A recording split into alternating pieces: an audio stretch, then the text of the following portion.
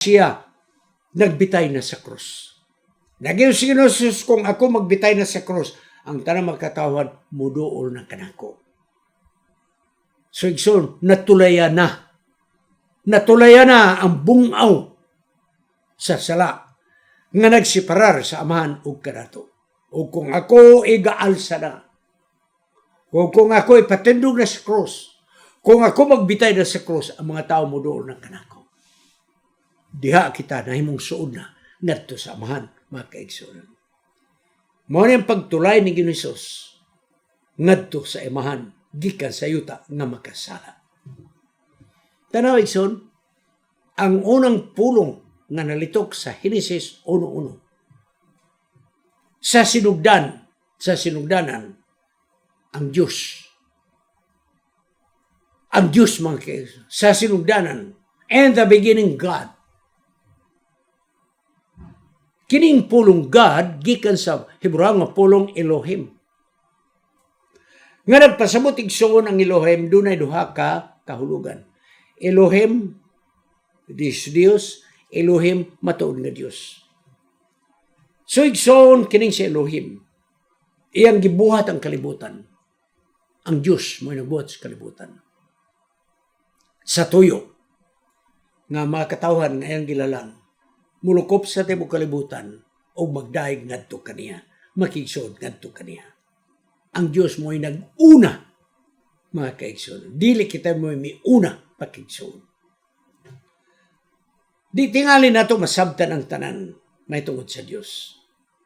Apan ang atong usa ka butang atong masabtan mo, nga ang Diyos is in full control sa tanang mga paghitabo ning kalibutan. Nga naman, tungod kay kini nga kalibutan namugna ni, nalalang ni, natuga ni, pulong lang niya nibuto ang kalibutan. Na nganong di mangita musalig niya anak kaniya, mga kaigsunan. Ang Henesis Kapitulo 2, mga kaigsunan, gamit sa laing pangalan sa Diyos. O kini nga pangalan mao na kini ang gitawag nga unsa? Proper name. Kining upat ka litra nga YHWH nga gilitok sa mga tao nga Yahweh. Presumed pronunciation. Muna nga wata magdoktrina.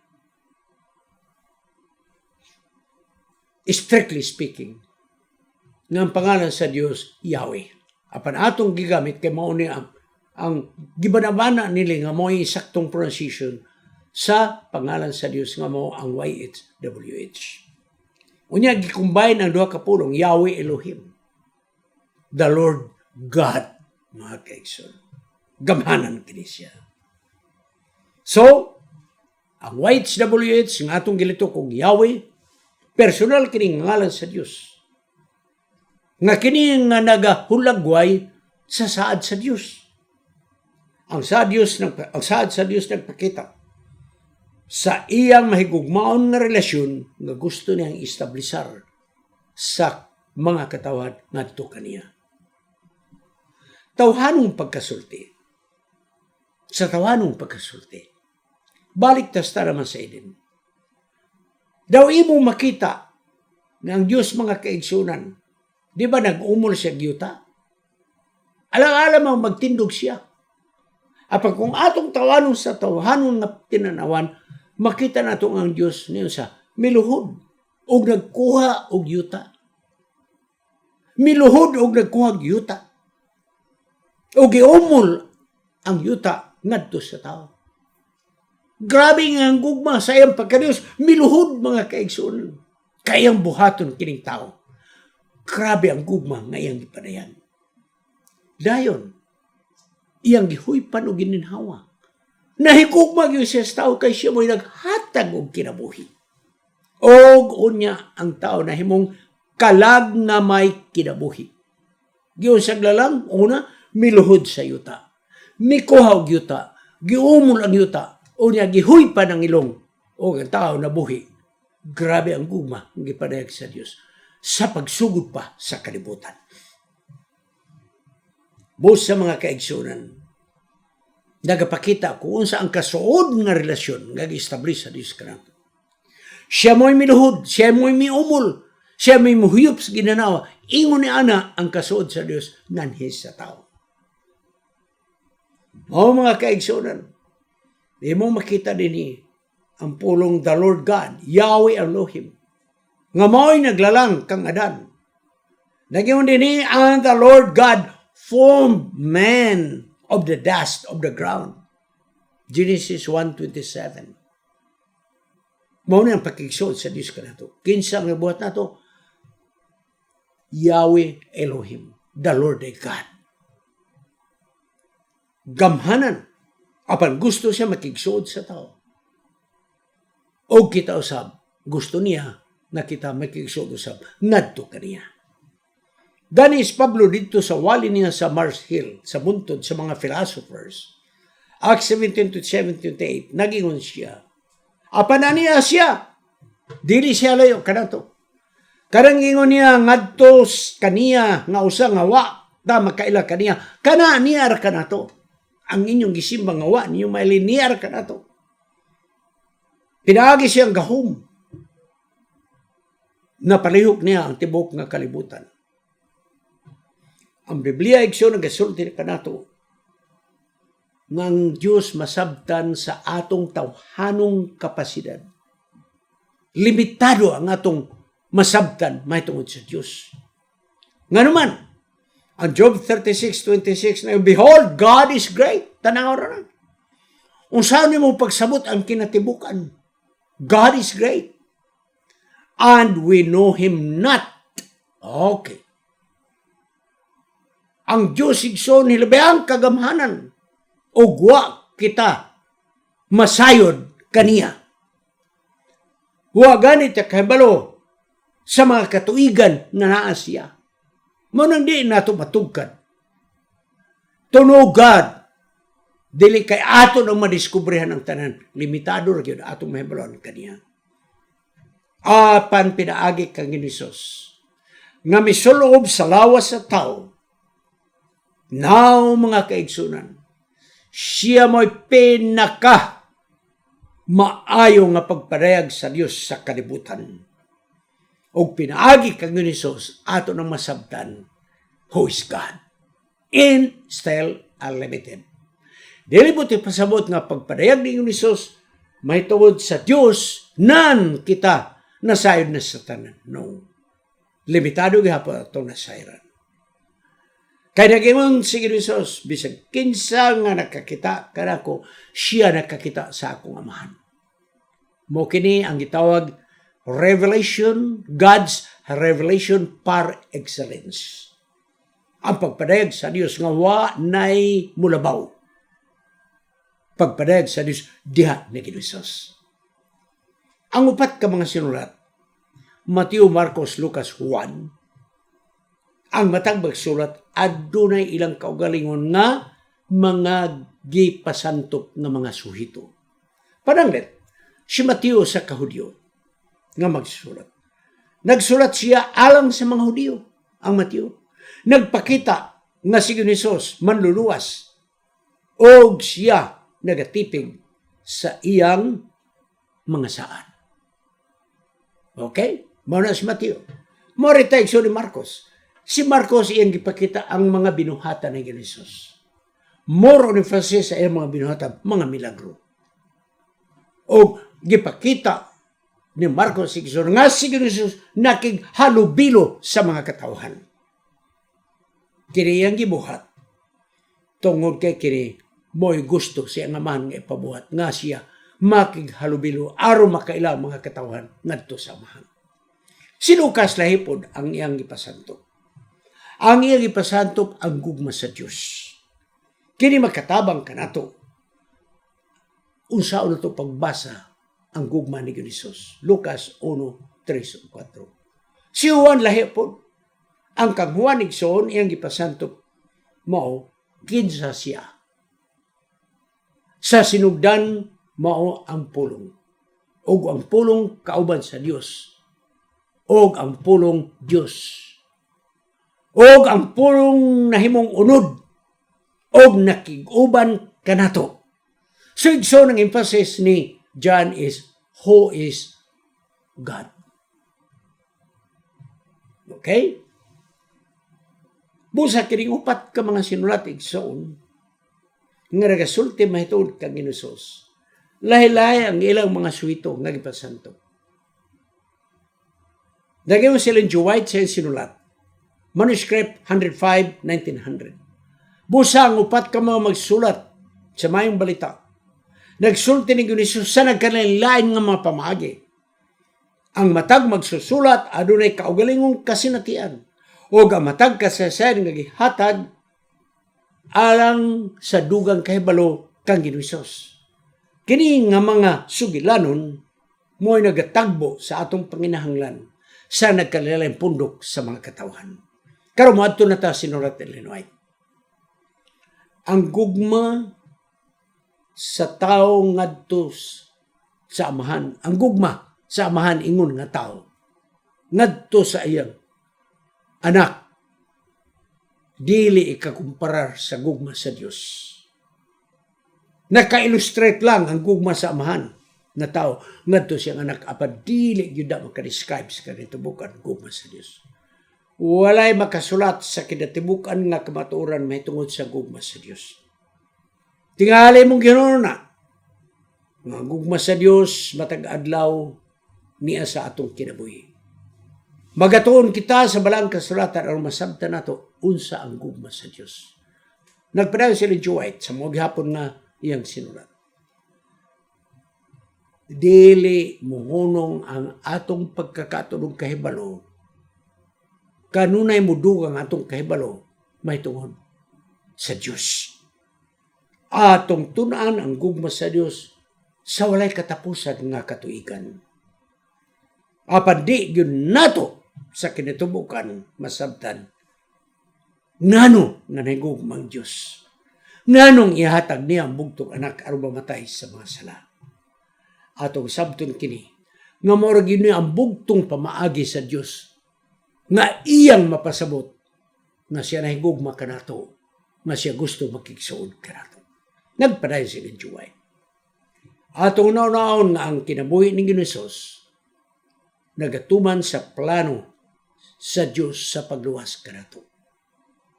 Sa mudugang kitag pagtuon sa Biblia, mudugang kanato ang pagsabot sa mga importante nga kapaturan sa Biblia.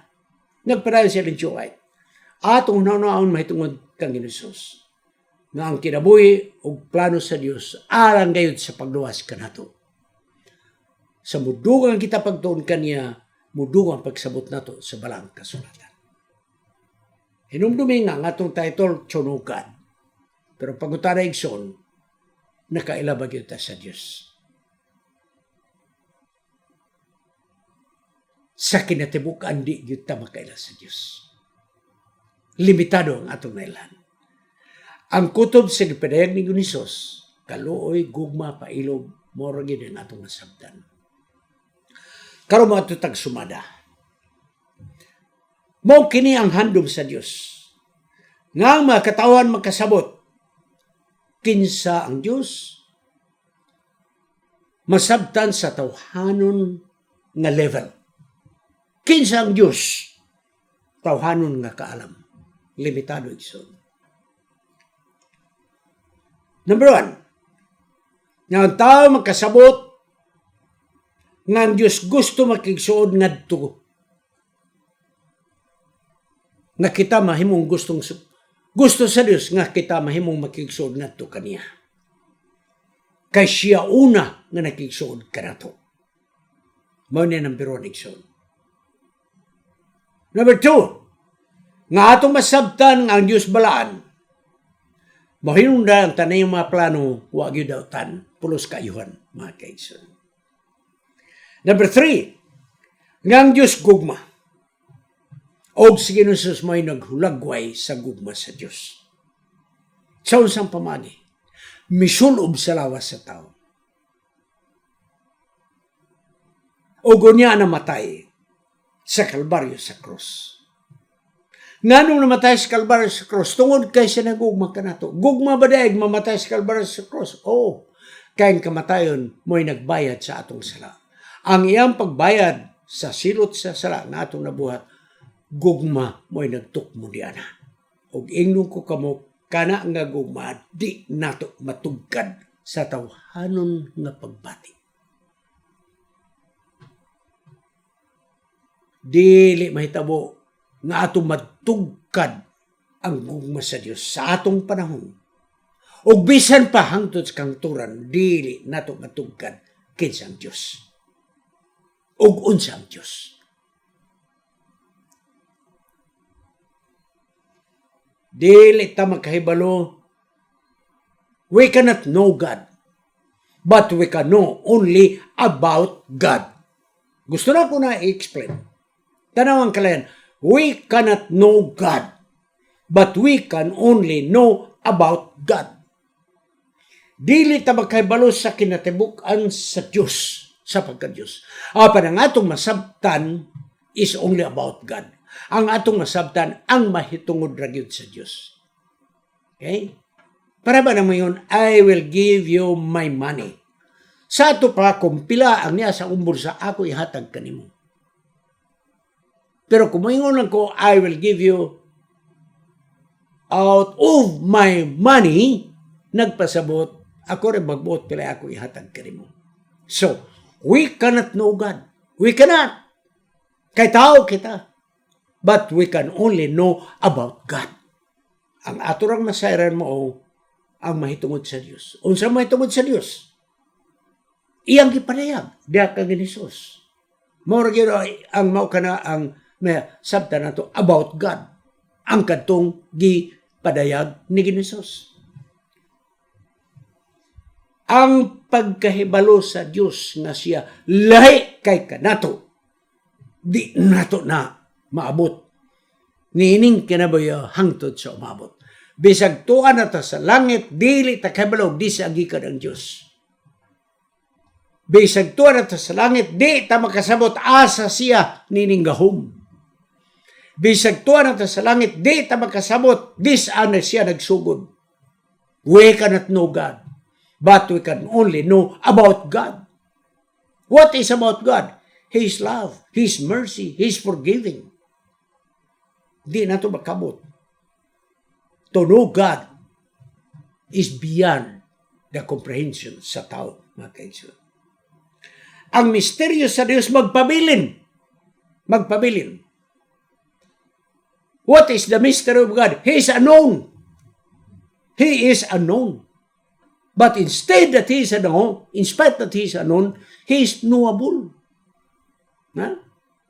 So, wata kay balong, asa ligikan. Wata kay balong.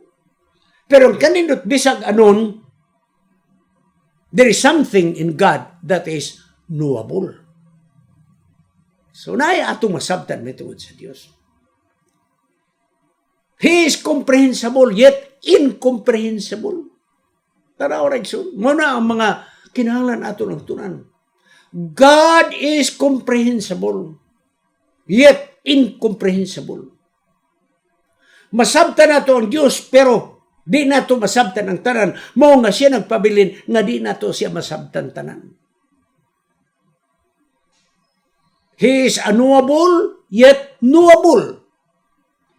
He is incomprehensible, yet comprehensible. Di nato mga kaigsoon matugkad ang tanan. So to know God is only to know about God. Mura yun ang ato masabtan kaniya. Bisa nagpadayag na si Hesus, ngani ka na to. Ang iyang gipadayag mao ang immanence of God, but not the transcendence of God. Kung balik ko na, ang gipadayag sa ni Hesus may tungod sa Diyos is the immanent God. But in spite that He revealed the immanence of God, God remains to be transcendent God. Nagpabilin, suod siya kanato kasi gano'n siya nagsuod. Pero beyond sa atong ulo, di na atong masabtan because He is a transcendent God. Magpabilin gina ang iyang pagka-transcendent God. God is immanent. Mao nga siya, duol ka na to. Maghisgot ganit ang kaluwasan, God is immanent. He's near to us. Kung kaluwasan mo itong hisgutan. Yet, He is transcendent as far as His nature is concerned. Ang Diyos immanent. So, kung kaluwasan ang atong hisgutan. Pero maghisgot ganito sa nature of God, He is a transcendent God. Layo siya kanato. Di nato siya masabtan igsoon. Busa, taliwala sa atong limitado nga kaalam, okay na. Di na ta magtugkad. Manong mga kaigsoon palihog. Ayaw na mo pagtugkad sa persona sa Diyos. Kung duha ba na kapersona, tulo ba kapersona, usa kapersona, di ta magbuot, o dusi ba na kapersona, di ta makasabot. Di ta kasabot mga kaigsoon. Ako sultian ko kamo personally, mag-ingon ko ninyo, kung wala ang sinulat ni Ellen White,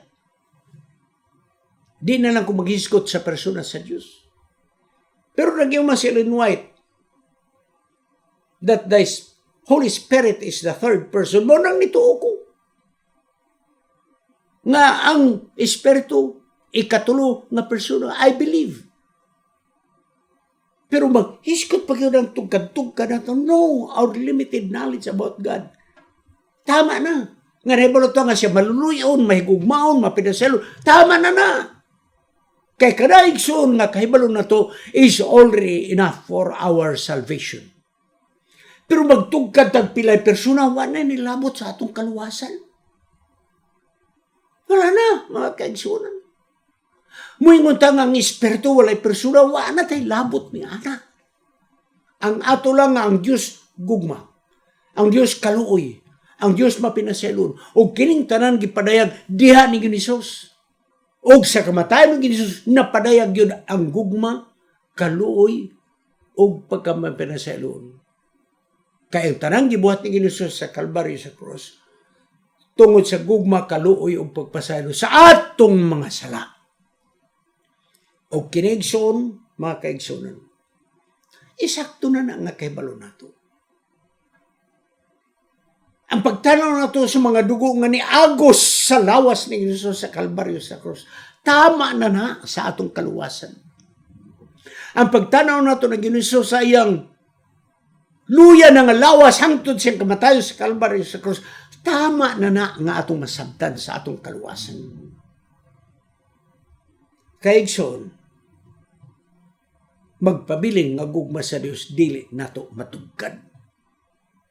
Ug labaw sa tanan, ang nature sa atong Dios is beyond our knowledge and comprehension.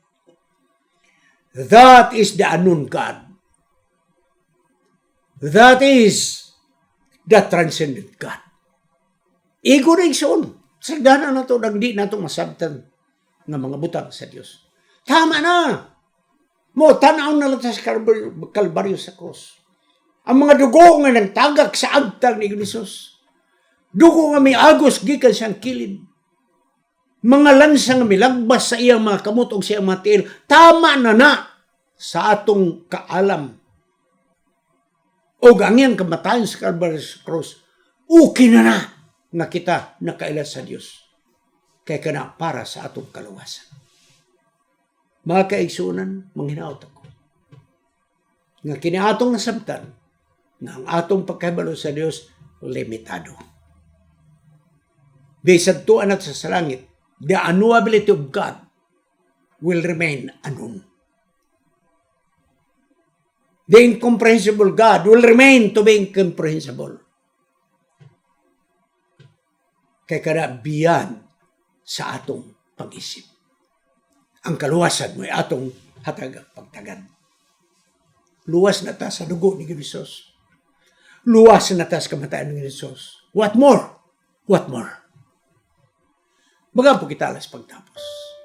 Gamahan ng Diyos nga nakas mo langit. Dili na mo masabtan ang imong nature sa pagka-Diyos. Apan nga mo masabtan nga ikaw gugma, kaluoy mo pinasalon, kay mo kaning gipadayag. Diha ni Ginosos. O gamong nasabtan nga ikaw gugma, kaluoy o pasaylo, pinagis kamatayon ng Ginosos, kaya ngayong kamatayon, kapasaylo sa among mga sala. Kining tanan among pagadawaton sa ngalan ni Ginosos manluluwas. Amen.